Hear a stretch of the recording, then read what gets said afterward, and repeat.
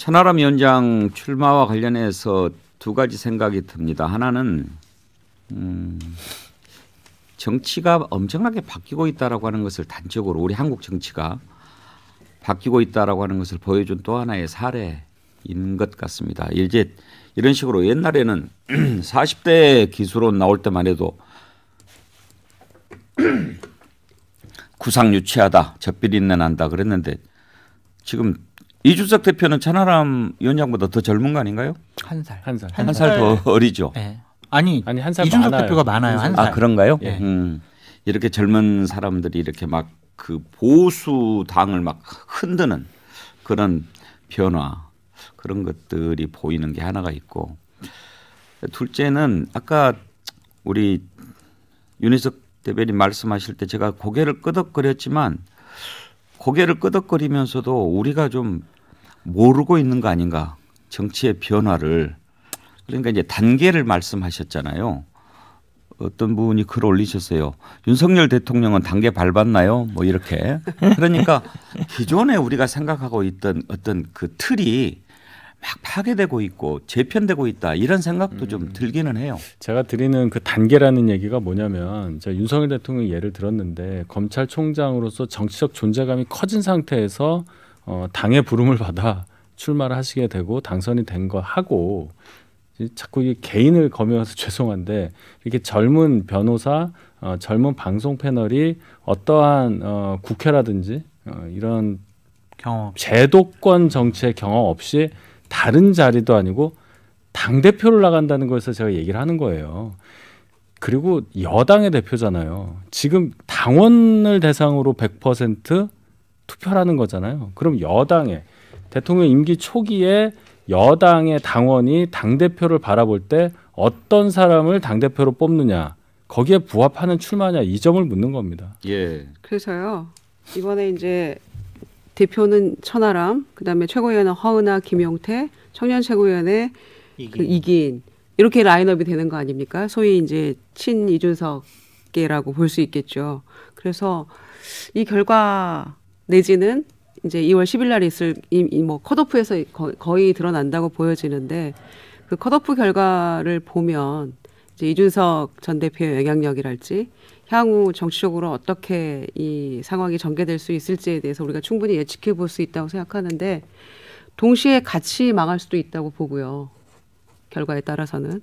그리고 이제 그 라인업된 분들이 조금 그 잘 해준다면 예. 또 이준석 대표에게도 또 다른 또 이제 정치적 어떤 전개가 되지 않을까 싶네요. 천하람 위원장 측에 한번 저는 이제 공개적으로 얘기하고 싶은 게 있는데 이분법적으로 이번에 선거 캠페인을 안 했으면 좋겠어요. 그러니까 개혁 보수 세력이에요. 저희들은 개혁 당원들의 지지를 받을 거예요. 그렇게 되면 자신들의 영역이 축소화되거든요. 다른 분들은 그럼 비개혁적이다, 수구다, 꼴통이다 이런 식의 이분법이 되잖아요. 그러니까 절대로 선거 캠페인할 때 본인들을 개혁이라는 방점을 두지 않았으면 좋겠다라는 생각이 듭니다. 그러니까 미래 얘기만. 저는 좀 다른 것 같아요. 왜냐하면 이준석 대표 나왔을 때도 사실은 그때 민주당의 카운터파트가 송영길 대표였잖아요. 지금은 만약에 천하람 하면 뭐 이재명 대표 된단 말이죠. 누가 봐도 뭐 한 세대 차이 나는 거기 때문에 말을 안 해도 개혁 보수 칼라 갖고 있고 말을 안 해도 세대 교체 당연히 생각을 할 것이고 저도 천 변호사랑 뭐 방송 끝나고 나서 항상 얘기하면 지금 모르지만 다음은 니들 세대 아니냐 어쨌든 할 수 있다라고 얘기 많이 꺼내는데 그게 계속 보여요. 국민의힘은 오히려 민주당보다 더 낫다. 민주당은 뭐 386이나 친문 아직도 뭐 벗어나고 있거든요. 그러니까 80년대 중반 90년대생들이 정치 전면에 드러나는 게 외국 같은 경우에는 너무 자연스러워요. 40대 총리하는 분도 있고 뭐 당대표하는 분들이 있기 때문에 적은 나이 아니죠. 제가 보기에는 오히려 그런 변화의 싹은 국민의힘이 저는 민주당보다 더 낫다. 그러니까 이제 마크롱이 대통령 됐을 때가 몇 살이었어요? 40대 초반, 네. 40대 초반 정도였죠. 네. 캐나다도 그렇고 뭐 트레도도 그렇고. 네. 자, 천하람 위원장 얘기는 이 정도 하고 지금 이제 1, 2등을 달리고 있는 김기현, 안철수, 김기현 요즘에 이제 서로 1등을 하기 위해서 하는 거지만 이렇게 될 줄 알았어 할 정도로 막 이런저런 얘기가 나오는 판입니다. 일단 싸움을 누가 먼저 건 거예요? 윤희석 대변인. 지금 가장 큰 논란이 장제원 의원이 안철수 후보 쪽에 전화를 해서 이제 나는 김기현과 끝났어 뭐 이런 식으로 얘기를 했다는 그런 거죠 지금. 그러니까 이 논란을 촉발을 한 거죠. 김영우 선대위원장이 예. 그 안철수 후보 쪽에서 통화를 한 거는 뭐 사실이겠죠. 근데 그 내용이 그렇지 않다는 거 아니겠습니까? 장제원 의원이 전화를 했는데 그 얘기는 안철수 의원 쪽에서 너무 악의적으로 나를 공격하니까 그러지 말아달라. 나도 괴롭다.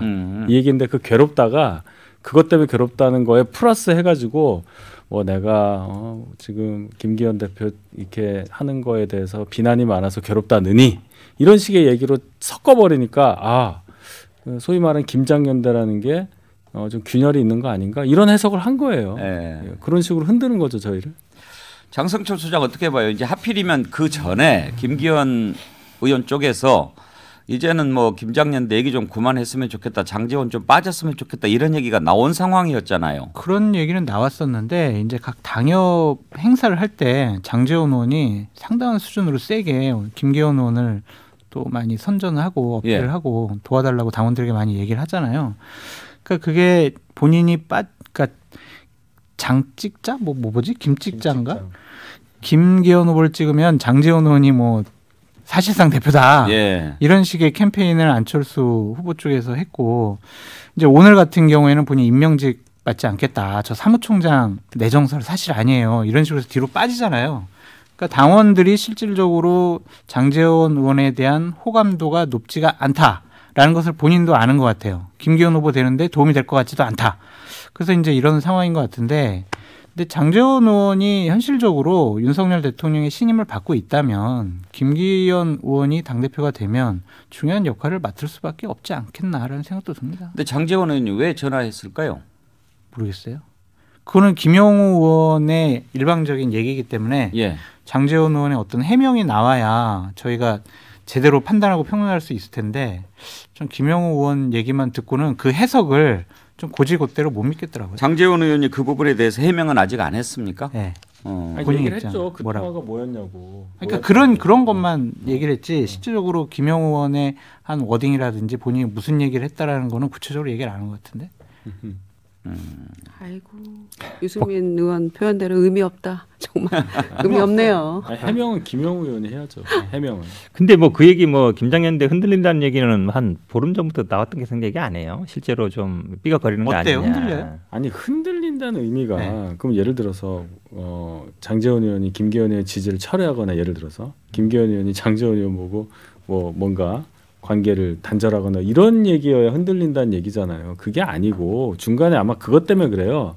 어느 행사에 나갔다 오시는 길에 김장연대 이제 더 얘기하지 말아라. 뭐 그런 얘기 했잖아. 그 얘기가 이제 김장연대 안 한다는 뜻이 아니라 이제 김장연대 자꾸 얘기하니까 그게 아니고 연포탕 얘기했잖아요. 예. 그러니까 모든 바꿔보자. 사람과 같이 표현을. 큰 길을 가는 대표가 되겠다고 강조로 하는 와중에 워딩이 그렇게 나가니까 그럼 김장연대는 버리고 딴 데랑 하나 이런 해석을 낳은 거죠. 그건 오해잖아요. 근데 저는 네. 김기현 후보 캠프가 상당히 메시지와 프레임과 캐치프레이즈가 좀 우왕좌왕 헷갈려 하는 것 같다는 생각이 들어요. 연포탕을 처음 이렇게 중요한 명분과 캐치프레이즈 내세웠는데 지금 안철수는 계속 지금 공격을 하거든요. 그거는 좀 맞지 않는 것 같아요. 통합하고 탕평하겠다고 하면서 그런 얘기를 하는 것은 좀 적절치 않은 것 같고 장제원 의원과도 좀 거리두기 한다 안 한다 뭐 막 이런 얘기가 나오는데 얼마 전에 동두천 당협위원장들 모임에서는 정말 김기현 의원 그냥 무조건 뽑아야 된다고 또 김기현 의원 소개하는 모습도 영상으로 떠돌아다니고 이게 뭐가 앞뒤가 좀 안 맞아요. 그래서 안철수 의원이 막 치고 올라오는 것에 대해서 캠프 내부에서 좀 약간의 어떻게 선거 컨셉을 잡아야 되는지 우왕좌왕하는 면이 보인다. 제 3자적인 입장에서 그렇게 그렇죠. 보이는. 그러니까 지금 이게 가장 주목되는 부분이 장제원 의원이 혹시 안철수 의원이 막 뜨니까 어떤 여론조사에서 뭐 60%까지 나오는 게 있잖아요. 그러니까 플랜 B로 안철수 의원 쪽으로 이렇게 간 것 아니냐 그런 얘기가 이제 나오는 거죠. 그런데 뭐 윤희석 대변인이 뭐 당연히 김장연대 철통 전선에 이상 없다 이렇게 얘기하시겠지만 장성철 소장이 객관적으로 보기에 약간의 균열이 있어 보여요? 아 그럼요. 뭐 들은 얘기도 있고 이렇게 뭐예요? 들은 얘기? 약간 그러니까 뭐 김기현 의원 측이 한 3주 전에 좀 빠져 그랬어요? 장제원 의원이 자꾸 나경원 의원 주말에 막 공격을 해서 장제원 의원에 대해서 막 좀 여러 가지 얘기가 나오니까 약간 좀 나서지 말아달라. 좀 뒤에서 도와달라. 뭐 그런 얘기를 했다라는 얘기도 좀 있었고. 그런 거 아니겠어요? 이제 장제원 의원 좀 속된 식으로 표현하면은 지가 누구 덕택에 지금 1등 됐는데 본인은 그런 이런 생각하고 생각하는 거 아니겠어요? 그렇죠. 근데 만약에 김기현 의원이 이제 뭐 수고했어 쉬어 뭐 이렇게 된다면 잘 되나 두고 보자 뭐 이렇게 되겠죠. 그렇게 나 없이 잘 되나 됐죠. 두고 보자 뭐 이렇게 될 거예요. 근데 그 정도까지 갔냐고 그건 보는 아닌 거예요. 것 같아요. 얼마 전에 며칠 전에 있었던 동두천 당협위원장들 또 뭐 당원들 상대로 어떤 당원 대회 했을 때 보면은 아주 끈끈하시던데요. 뭐 그렇죠? 전략적으로 봤을 때 김유정 의원 어때요? 이제 선거를 해보셨으니까 일단 양자 구도로 갔을 때 전략과 네. 삼자나 다자 구도로 간다라고 봤을 때 전략은 달라져야죠. 조금 달라져야 되겠지만 저는 그래도 사실 김장연대가 느슨해졌나? 이제는 그냥 조금 잠깐만 있어봐. 장제원 의원. 요만큼 올라왔으니까 조금 너무 우리가 좀 끈끈한 모습 보이면 이제 확장력이 좀 줄어드니까 잠깐만 있어봐. 이렇게 하는 것과 그다음에 지금 이제 제가 보기에는 반윤표가 소위 반윤 혹은 비윤표가 갈라치기 되는 거예요. 김기현 후보는 그대로 하나 상수로 있는 거고 그런 상황이기 때문에 오히려 더 결집을 강화하는 모습을 보이는 게 더 도움이 될 것인가에 기로에 서 있다고 저는 생각을 하거든요. 그런데 저는 원래 모습대로 가는 게 낫다고 생각해요. 원래 끈끈 맞아. 용산의 뜻이 여기 있었지라고 당원들의 표심을 지속적으로 자극하는 게 저는 맞다고 생각해요. 제가 그게 맞다 그르다를 떠나서 현실적으로 선거 전략면에 있어서는 이게 지금 뭐 국민들이 찍는 표라면 또 다른 얘기죠. 그거는 전혀 다른 양상으로 가야겠지만 그렇지 우리가 한 번은 밀어줘야지라는 당원들의 이거를 동정심 내지는 이 단결력을 보이기 위한 선거 전략이라면 저는 끊임없이 그 부분을 상기시키면서 가는 게 저는 맞다고 생각해요. 김기현 하나만 더 얘기할게요. 김기현 후보가 전 이랬으면 좋겠어요. 연포탕 얘기했잖아요. 그 컨셉으로 가는 거예요. 그래서 저요 정말 제가 무슨 욕심이 있겠습니까? 저 당대표 뽑아주시면은요 당원들께 총선 승리를 바치겠어요.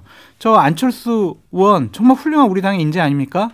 정말 총선 승리를 위해서라면 내가 저분 선거대책위원장으로 모시고 또 우리 천하람 위원장 정말 저런 분들 천하 인재들을 모아가지고 정말 윤석열 정권 성공을 위해서 제가 모든 것을 다 포용하고 비판 제가 다 받겠습니다. 이게 맞지. 안철수 나빠요. 철새주의자예요. 이런 식으로 공격하는 것은 좀 컨셉에 안 맞는 것 같아요. 출마한 사람이 목전에 경쟁 후보를 두고 그렇게 말하는 거 부처님 많이 힘들다고 봐요. 지금은 그럴 단계고 제가 이 말씀을 한번 드리겠습니다. 지금 우리가 데이터를 모른 상태에서 천하람의 위력, 뭐 2명, 3명, 4명 이런 구도 이런 얘기를 하는데 이게 좀 도움이 될 것 같아요. 21년 11월 5일에 저희 당의 대선 경선 후보 그 투표 결과 대선 후보가 결정이 돼요. 한 1년 정도 전이라고 그냥 얘기하겠습니다. 그때 투표를 56만 명의 책임당원 대상으로 한 거예요. 56만 명. 책임당원이 56만 명이었어요. 지금 이번에 전당대회에 참여하는 책임당원 수는 얼추 80만에다가 일반 당원 4만에서 84만으로 선거인단이 구성될 것 같아요. 그러면 56만 대 80만으로 한 20만 조금 더 넘었다고 볼 때 그 모집단은 그렇게 바뀐 것 같지는 않습니다. 구성이. 그 정도 상황에서 그때 작년 11월 달에도 똑같은 의문들이 있었어요. 여론조사 결과를 보면서 당심은 어디로 가나. 근데 지지층밖에 조사를 못하니까 당심은 어떻게 될까. 제가 찾아보니까 11월 5일 조사가 1일부터 4일까지였어요. 당원 투표가. 근데 10월 26일에서 28일까지 KBS에서 여론조사한 지지층 여론조사가 있습니다. 그때 윤석열 후보가 47%를 득표했거든요. 홍준표는 33%. 근데 뚜껑을 열어봤더니 일주일 정도 지났다고 보고 윤석열 57%, 홍준표 34%. 그럼 당심은 지지층이라는 사람이 내놓은 의견보다 윤석열 후보에 대해서 20% 정도는 더 간 거예요. 47보다 20을 더 더한다는 거죠. 그냥 생각해서 10 정도 더 나오는 거예요. 그런 당원 구성이라고 봐야 되는 겁니다. 그러면 요즘의 여론조사 결과를 보면 튀는 거 말고요. 뭐 안철수 또는 저 김기현 의원이 비슷하게 나오고 막 이러잖아요. 그걸 감안해서 보시면 당심은 이 정도다. 이렇게 보시면 이제 상황 판단이 좀 되시지 않을까. 그럴 듯한데 저는 이제 들으면서 이런 의문은 들었어요. 네. 아니 당심이 이제 그 당심이 어디 가겠냐 이런 것이 이제 그 말씀의 기본 바탕이잖아요. 근데 그건 이제 윤석열이라고 하는 후보인데 그때는 윤석열 외에 다른 대안이 없는 상황이지 않습니까? 근데 지금 이제 그 당심이 윤석열 대통령을 지지했던 그 당심이 그대로 있느냐 하는 것의 가장 큰 차이가 뭐냐면 김기현 후보가 누구냐?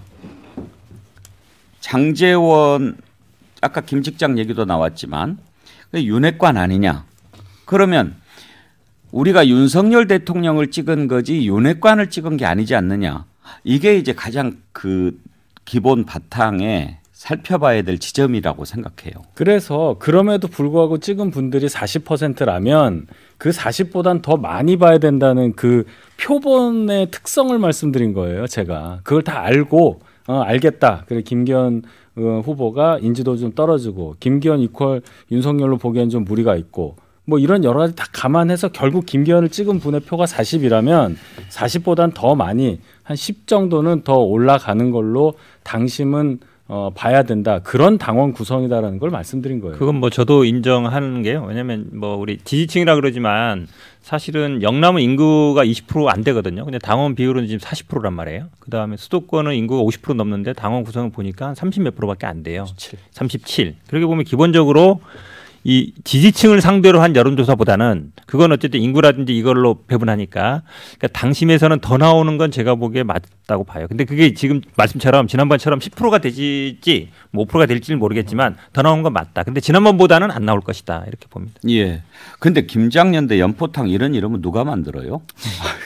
저도 참 그 부분은 좀 그래요. 그 조어를 만들어서 예. 이렇게 한다는 게 벌써 공격을 받잖아요. 연포탕 이러면서 왜 앉혀서 공격하나 얘기 나오니까 위험하고 이제 그런 식의 조어를 가지고 사람들의 관심을 끌고 하는 것은 그렇게 이제 효과적이지 않다고 봅니다. 그래요. 보면은 정치권에서 민주당도 그렇고 막 이렇게 이런저런 조언 만드는데 그게 딱 맞아 떨어지면은 아주 재미있지만 예. 또 막 억지스러울 때는 유치하기도 하고 그렇죠. 뭐 김장년대 막 얘기했다가 김장 또 오래 담그면 오래 두면은 뭐 이제 묵은지 되고 쉰다 뭐 이러면서 또 예, 바꾸고 연포탕도요.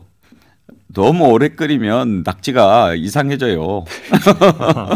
근데 어쨌든 약간 데친 듯 해야지. 선거 길기져죠. 치르려고 하는 실무자들은 되게 욕심이 많아서 쉽게 좀 얘기하자라는 그런 예. 부분이 있는데 분명히 유의해야 될 거는 메시지와 행동이 다르면은요. 이거는 마이너스 효과밖에 없습니다. 한 가지만 더 짚어봅시다. 어제는 이제 두 후보가 대구 쪽으로 갔죠.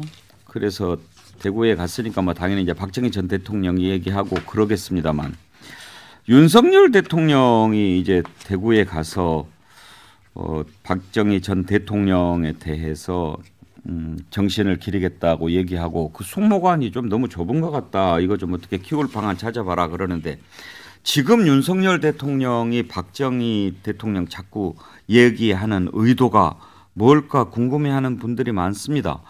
윤희석 대변인 뭐 때문에 그러는 것 같습니까?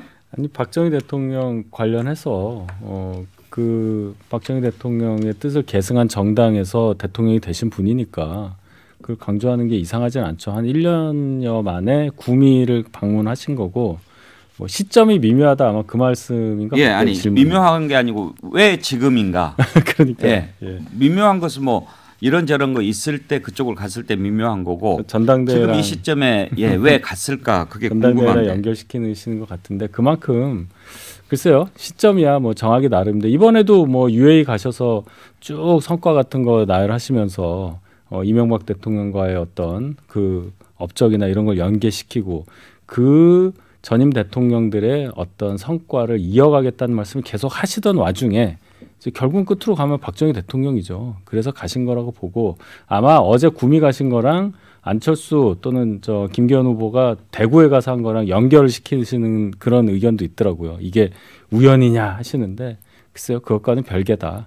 이렇게 말씀드리겠습니다. 김유정 의원 보시기에는 왜 지금 윤석열 대통령이 박정희 전 대통령 자꾸 이렇게 그 연결하려고 하는 것 같습니까? 뭐 대구 영남 그쪽의 표를 좀 표심을 흔들러 보려는 거 아닐까 전당대회 싶어요. 관련 행보라고 보십니까? 저는 그렇게 생각합니다. 김건희 여사가 여성 의원을 만난 것도 마찬가지고요. 그게 모든 이 정치적 행보에 이유가 있는 것인데 그렇게밖에 안 보이고요.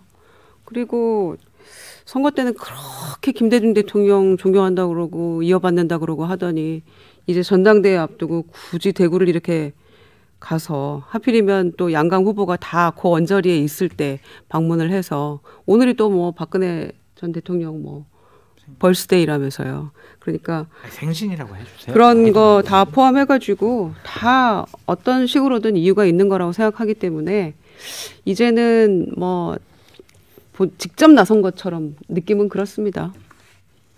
우리 장성철 소장의 분석은 아니, 큰 의미 두지 마세요. 구미 가가지고 그냥 박정희 대통령 칭찬. 구미가 당겨서 그냥 간 거예요?